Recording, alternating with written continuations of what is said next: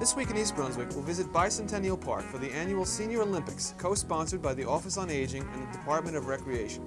We'll sample the fare at George's Chateau with Chris Shirley on today's restaurant guide. This week on Kids Comments, Tara O'Brien will review On the Way Home by Laura Ingalls Wilder, followed immediately by our Read Aloud trivia question and a chance to win a Read Aloud t-shirt. This week on Consumer Aware, Mary Tanascia will discuss supermarket coupon snowballing, and we'll end with our weekly Township Council review. Stay tuned. Hi, this is Dolly Vastover at Playhouse 22, just reminding all you good folk that Neil Simon's hilarious comedy Odd Couple opens tonight, May 17th, over at the Playhouse and will run through June 17th. That's Thursday, Friday, Saturday night, and Sunday matinee. So why not have yourself an evening of fun? Come on over and join us at Playhouse 22. Our stars are Ron Lieberman and our very own George Gordon of East Brunswick. See you there. Wait a minute. Wait a second. I want to get a tape recorder because nobody's going to believe me. You mean now I have to call you when I'm coming home late for dinner? Not just any dinner. Just the dinner I've been slaving over since 2 o'clock this afternoon to save you money so that you can pay your wife's alimony. Felix, this is no time for a domestic spat. We got a couple of girls coming here any minute. Did you tell them to come up at 8 o'clock? I don't know, 7:30, 8 o'clock. What's the difference? What's the difference? You told me they were going to be here at 7:30. You were going to arrive at 7 o'clock to help with the hors d'oeuvres. At 7:30 we were going to have cocktails, and at 8 o'clock we were going to eat. It is now 8 o'clock. My London broil is ready, and if we don't eat it right this minute, it is going to dry up. Oh, can't you keep it warm? What do you think I am, the magic chef? I'm lucky I got it to come out on time. What am I going to do? Pour some gravy on it. What gravy? Don't you have any gravy? Where in hell am I going to get gravy at 8 o'clock at night? I don't know. I thought it comes when you make the meat. Comes when you make the meat? You don't know what you're talking about. You've got to make gravy. It doesn't just come. Oh, God, help me. No, never mind him helping you. Let him help the roast. The Senior Olympics held this week has become a tradition in East Brunswick. Generally held in mid-spring, it has attracted growing numbers of senior citizens to Bicentennial Park each year for a day of fun. I spoke to Karen Burke and Cynthia Schechter about the program. Karen, this event is co-sponsored. Who's involved? It's a co-sponsored event with the Division of Recreation and the Office on Aging. And we do it on an annual basis. This is the 8th annual year, 7 of which we've been directly responsible for and involved with. Okay, and Cynthia, how did it begin? Well, 8 years ago, there was a college program that was directed to involving senior citizens in outdoor activities, and we were trying to think of some ways to have picnics, outdoor activities that involved food, which is always popular, and also something a little more active. And we decided to try an Olympics, which is really a term that perhaps too broad for what we do, but it was easy to describe it that way. And we started very simply with some very simple games the first year, and second year became involved with the Recreation Department and went to more sophisticated activities. And we get a great deal of support from the community, prizes, food. The Musicians Union sends us a band, and we will have live music later on in the day. And the day involves 2.5 hours of outdoor activities, 15 different events, which you'll hear about, and then luncheon, dancing, prizes, and awards, which will be presented by John Runyon and the mayor later on. Sounds great. Karen, what are some of the events that we can look forward to seeing here? The events vary in degrees of activities. Some are basically passive, for instance, a word game where this year they'll be searching for 51 capitals of the United States in a diagonal, horizontal, any which way type of puzzle. A lot of the participants will do the active part of the activities today, and then come back and sit down and rest and take that as kind of their passive type. We have such things as horseshoe, clothespin drop, basketball toss, the obstacle course, which we change every year.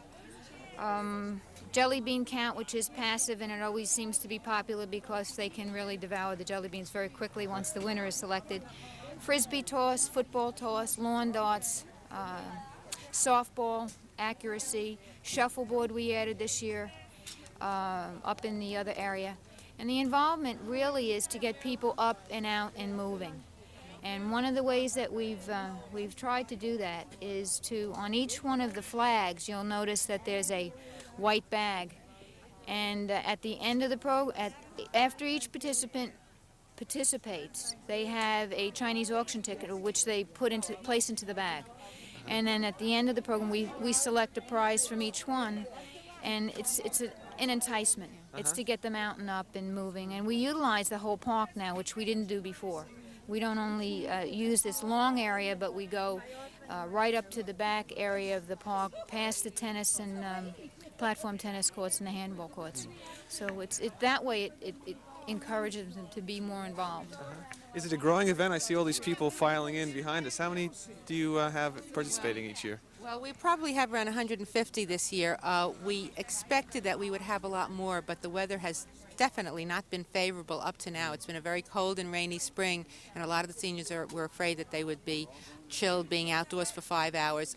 We are lucky enough to have a nice day, and I think that we probably would have had a lot more people here if they had a little more confidence in the weather.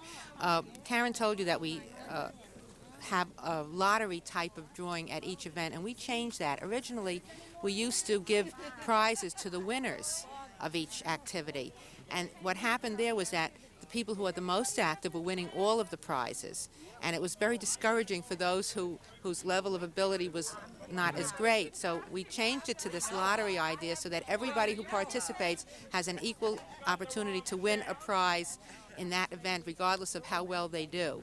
And of course, the overall winners get cups and ribbons.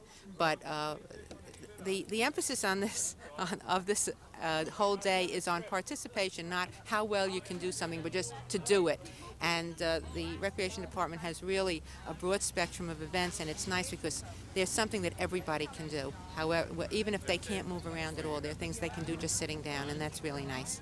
How about last year's winners? Are either of them here today? Yes, last year's winners were Ida Agner and Abe Brenner. And Abe, as a matter of fact, has won this 4 years in a row, and I told him one more, and we're going to give him a handicap. We're going to tie his legs together or something. But Abe is here, Ida is not, and I'm sure that he would love to talk to you if you get around to see him later on. Two other groups helping out at the Olympics were the Women's Club and the High School Humanities class. I spoke to Barbara Blazer of the Women's Club and Lou Chalupa from the high school. What is your club's involvement in this event? Well, we're members of the East Brunswick Women's Club, and I'm co-chairman of the Social Service Department, and we usually ask volunteers to help with different community activities and affairs, and this is one of the ones we've done for many years. So what are you doing specifically today? What are your volunteers going to be doing? Well, specifically, we ask people to sign up, and we'll help run the games and take scores and help the participants if they have problems, and it's usually a very fun day. Everybody enjoys it. Is there a lot of interest from the community? Do you have a lot of volunteers? Yes, we do. We really have been. From year to year, we've had an increase in sign-ups, and some people even take off the day from work, and so they have the opportunity to come help do this event, and it's really fun. Mr. Chalupa, we're here with some students from your humanities class. Could you explain their involvement in this event? Well, a couple of years ago, I was asked by Miss Cynthia Schachter to assist at this event, and part of my class is really about getting students involved in the community and having a community service project, and this was it. And it's been wonderful. We've had a really good time. How many students do you have here? About 20 today. And what will they be doing? They're assisting at the events, and they also help set up and serving lunch today. Is this class credit then for this they receive? Yeah, this is part of our curriculum, getting out and communicating with all different age groups. We finally met up with last year's winner, Abe Brenner, for a quick interview. Abe, how many years have you won this event? 4 years in a row. To what do you owe your success? Well, I'm active. I played tennis last 50 years, so I'm pretty active. How else do you keep fit? Don't eat too much. That's right. you have a favorite event? What do you seem to do best at? I have a bowl. How many years? The clothespins. That's where you drop it into a glass jar. How about the basketball? I saw you just sink a couple of baskets. You ever played basketball? Not really, not that much. No, not really. It's just that I think I have coordination for playing tennis. That's really what I attribute the ability to do what I'm doing here. Think you might win again this year? Well, I'm going to try.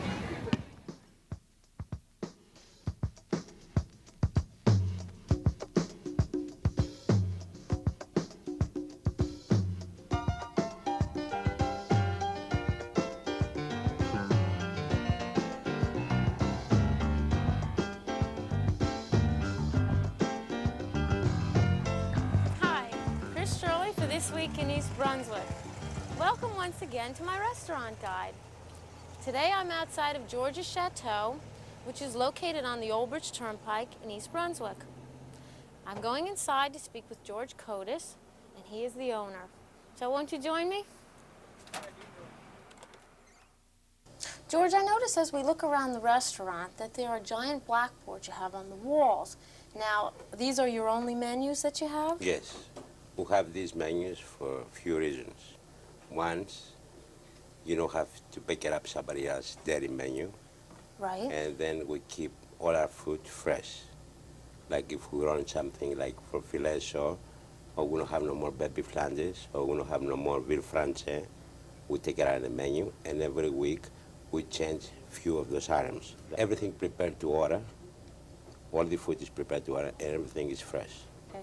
George, we spoke earlier about how this is the only restaurant in which the price of the entree not only includes a delectable salad bar, soup, okay, and some of the finest homemade desserts that you have in the area. Yes, we make a cheesecake homemade, apple cake, galactoburico, plus a few other things. And you also have homemade soups here as well. Homemade soups, everything is homemade. So what are some of your most popular dinners?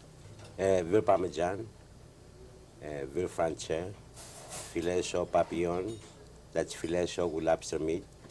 We make a special cream sauce, and we bake them in wax pepper. That's filet chaud papillon, we call them. Over here in George's Chateau, we call them filet chaud in a bag.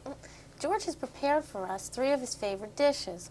And for those of you who haven't tasted them yet, I'd like to let George describe them to you. Okay, George? this is lobster thermidor. This is the lobster thermidor. Yes. Oh, this looks absolutely delicious. What is it made of? We boil the lobster, we steam the lobster first. We take the meat out, and we saute the meat with lobster meat, mushrooms, and cream sauce, wine, paprika, and we put them in a tub and we bake them again. I can smell the wine in them. Thank you. Yes. This is the other dish here we make, that's veal almadine. It's got flour, eggs, we saute light fried with the wine, white wine, garlic, and lemon, and parsley. This chicken is fruit de mer. We use breast of chicken, saute, and butter, and we put scallops, shrimps, and lobster meat, and tomatoes. And that's natural sauce. We don't put nothing else in. It's natural sauce. And we saute them in a pan for 20 minutes. Now the garnish around them is potato? That's potatoes with cheese. That looks very beautiful and extremely delicious. Thank you. George, you also have an unusual and extensive dessert menu, ranging from Greek pastries to one of the most delicious cheesecakes that I have ever tasted. And as a matter of fact, we're just in time because you're taking them out of the oven. Yes, this is one of the best cheesecake around. We use no flour. We use cream cheese, sour cream, vanilla, and almondine. They look very delicious. Thank you. George, what are the days you're open and the hours? We are open 6 days a week, except Monday. And we open from 11 to 10 at night every day. Okay, is there anything else you'd like to add? Yeah, you can bring your own wine. All right. And how about some of these delicious recipes you hear? What if someone would like the menu? Sure, anytime recipe? they like to, they can call me up and I give them the recipe, whatever they like. Okay. Well, thanks so much, George. We really appreciate having Thank you you. on the show. And I'd like to thank George very much. And this is Chris Shirley for This Week in East Brunswick. And we'll see you this time in 2 weeks. And until then, good dining.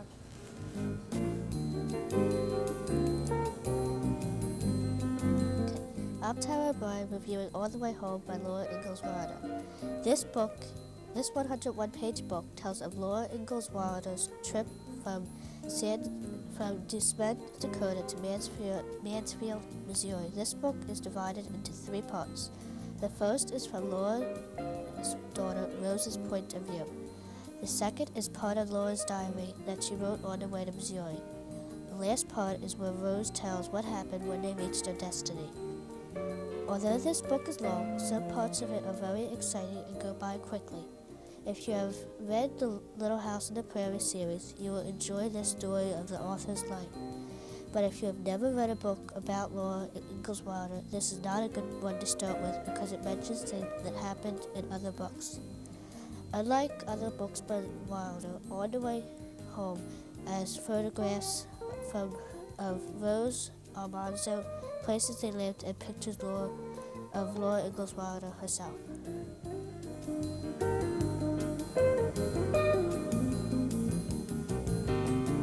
Hi, my name is Claudia Hamoki, and I'm a children's librarian at the library. I'd like to tell you how you can win a Read Aloud Crowd t-shirt such as the one we have here today. But first, let me tell you a little bit about our Read Aloud Crowd. The library is conducting a campaign to encourage families to share books by reading them together. What better way is there for a family to spend time than to sit down and read a book together? Would you like to join our Read Aloud Crowd? Well, it's very easy to do so. All you have to do is come to the library, to the children's desk, and register. After you've read 3 fiction or nonfiction books, or 10 picture books, we have a special gift for you, and it's this Read Aloud Crowd magnet. Now, to win the t-shirt that I was telling you about, all you have to do is be the first person to call in with the correct answer to our trivia question. And the question is, what was inside the enormous egg? The number to call is 390-6780. This trivia contest will continue through the month of May, so tune in next time to this program, and you too may be a winner.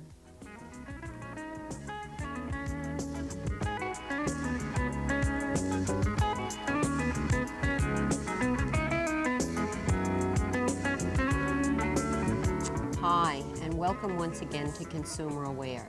Today we're going to discuss some information on coupons. How many of us have them in our pocketbook, laying all over our kitchen in 10 different envelopes? Coupons can be a snowballing trend. According to the industry, coupons saved consumers $1 billion in 1983, and $350 million was lost to fraud. As we all know, coupons can complicate the shopper's task. They are very effective advertising of a product, even if the coupon is never used. It is the one form of advertising that is always in the consumer's hand, on their person, and read several times. Coupons can also create a predictable demand for a product, and this is also very good for the manufacturer. Coupons can also build brand loyalty rather than store loyalty. And the double and triple values allow the retailers to piggyback on the processor's ad dollars. Coupons do lower prices, and if they were to disappear from the market, their cost most likely would go to other advertising, which would not save the consumer the same amount of money. Coupons do have some drawbacks. They are most often used for packaged foods, and these foods tend to be more highly processed and therefore more expensive than the other foods that we might have a tendency to buy. An item promoted by a coupon is not necessarily the least expensive item in that same category. Half the savings attributed to coupons are foods that account for only 17% of our entire food shopping. Some of the coupons that we use are called bounce backs, and these are the coupons that we must send back to the manufacturer and ask for a cash refund or perhaps even another product. Sometimes these coupons are not honored. It is very important when using these coupons to keep separate all the information that you have to send to the manufacturer. It is more advisable if you have the ability to make a copy of these coupons.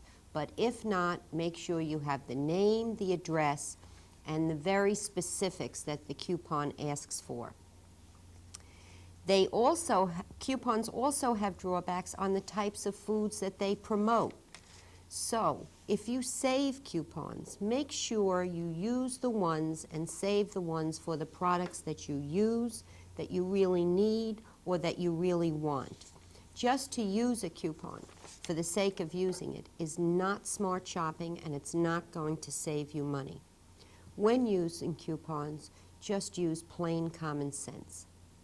If there are any subjects that our viewers out there would like some information on that we have not covered in the past, please don't hesitate to call the Consumer Affairs Office any day from 9 a.m. to 1 p.m. or perhaps drop us a little note. We would be more than happy to do some research on it, and perhaps it would be of interest to our other viewers. Thanks so much for tuning in today, and again, I look forward to seeing you next week on Consumer Aware. At this week's East Brunswick Township Council meeting, Township Administrator John Runyon had a surprising announcement. I do want to thank you for giving me the opportunity to make a few remarks this evening. I've had the pleasure of serving the people of the Township of East Brunswick for more than 11 years. It's been the most rewarding experience of my life, therefore it is especially difficult for me to announce that I have submitted my resignation to the mayor effective July 1, 1984. I must tell you that this decision has been the most difficult that I have indeed ever made. I made a very personal commitment to this community in 1973. Indeed, my years with the township have been a labor of love. I became committed to this community because of the inspiration of Jean Walling. She was the most unusual and charismatic person I've ever met in any walk of life. We were most fortunate to have had her leadership, if only for a short time.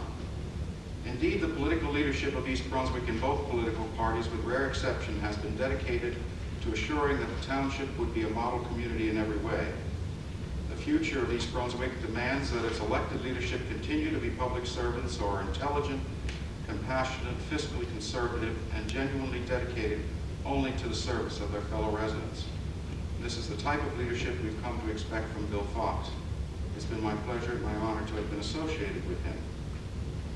I personally have tried to serve all residents equally and fairly, and except for those who may be motivated by blind political considerations, I believe that all for whom I have worked have found me responsive to their concerns and aspirations. I want to also at this time say something about the employees of the Township of East Brunswick. It seems very easy to take shots at public employees, but I've never met a group of more dedicated employees than those of this community. I personally believe that as a group and individually they must receive greater recognition for their contributions, or their service will one day be lost to our community. For me, I want to thank each one of them for their outstanding work and wonderful achievements during the years I had the pleasure of being associated with them. Any success that I have had as the administrator must be attributed to the ability of the other employees of this municipality. I personally hope to be a part of the life of this community in the future as it continues to prosper. Continue to be active with the voluntary organizations to which I have or may give my commitment, such as the Museum, the Chamber of Commerce, and the Community Players. I hope that I can make a continuing contribution to East Brunswick through those endeavors. Please accept my appreciation personally to each one of you for all the support and patience you have shown me over these many years. I want to wish you good luck and that the future of municipal government in East Brunswick would be both positive and productive for you all. you know, my resignation will be effective, as I said, on July 1st. I also want to announce at this time, and I'll ask Mr. Bush to pass this down to the council, that the mayor has announced the appointment of David Weil, Director of the East Brunswick Library, to the position of administrator beginning July 1 through December 31, 1984. The Library Board of Trustees have agreed to grant Mr. Weil a leave of absence from his position as Director of the Library to serve as administrator for the balance of 1984. And Mr. Weil has agreed to serve. The council will have to consider advice and consent on that appointment of Mr. Weil, and the mayor asked that the council agendize this for your next agenda meeting to consider the appointment of Mr. Weil effective July 1st. I've handed out to you a press release on this, some comments that I made tonight, as well as my resume and Mr. Weil's and the mayor's memorandum to you, requesting that you consider Mr. Weil's appointment. I believe that constitutes the administration's report for tonight. Thank you, Chief. This is often we get a report that such magnitude. I'm shocked, totally shocked, and extremely sorry to see you leave. That's all I can say this evening. I know that I'm also happy to see, not happy to see you leave, but happy to leave. Happy to see you. There will be differing reactions. I'm certainly happy to see Mr. Weil move to your position. Well, I don't know if any other council members have anything to say about that. Certainly, we will agendize the mayor's request to discuss Mr. Weil's appointment.